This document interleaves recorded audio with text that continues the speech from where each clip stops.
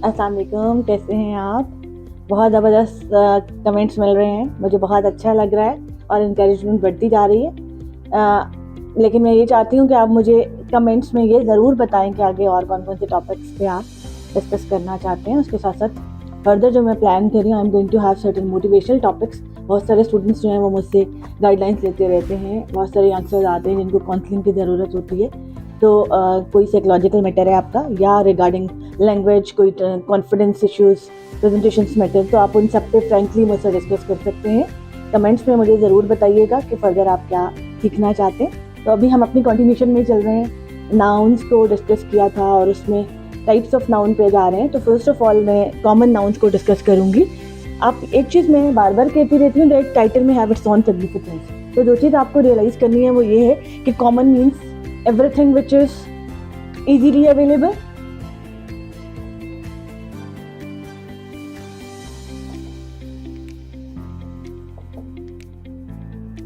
many in number,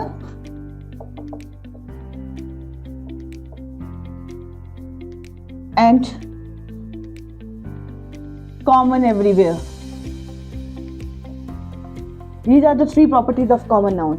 कि हर उस चीज़ का नाम कॉमन होगा जो कि इजीली अवेलेबल है। ऑब्वियसली अब कॉमन है तो वो इजीली अवेलेबल होगी। जब इजीली अवेलेबल है तो वो एक से ज़्यादा नंबर में होगी। जब एक से ज़्यादा नंबर में है तो हमें कभी भी कहीं भी कॉमन मिल सकती है। तो इससे आपके माइंड में कॉन्सेप्ट क्लियर हो जाता है कि कॉमन किन चीज़ों का नेम हो सकता है। Common noun is the name of every common thing,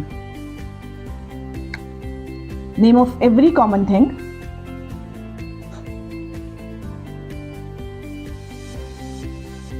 in general.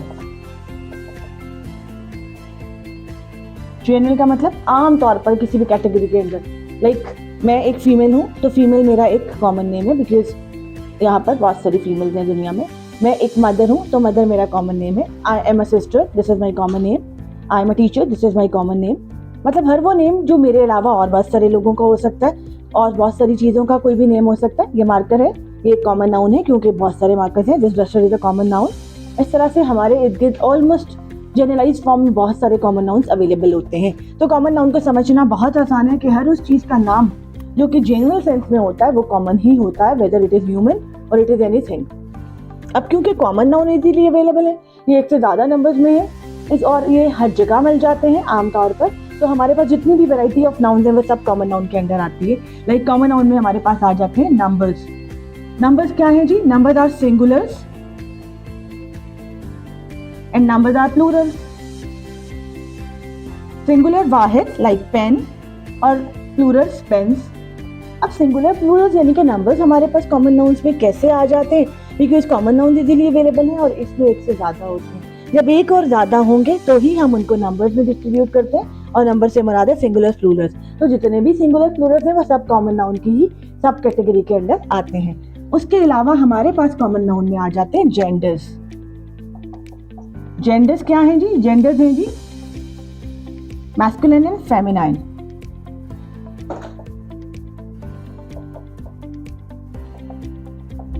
अब मैस्कुलिन एंड फेमिनाइन हमारे पास कॉमन नाउन के अंदर क्यों है? क्योंकि वही बात कि जिसमें हमारे पास ज्यादा वैरायटी होगी वहीं पे हम मेल फीमेल कैटेगरी ले सकते हैं। तो हमारे पास आ गया मेल एज अ मैस्कुलिन और फीमेल आ गया एज अ फेमिनाइन।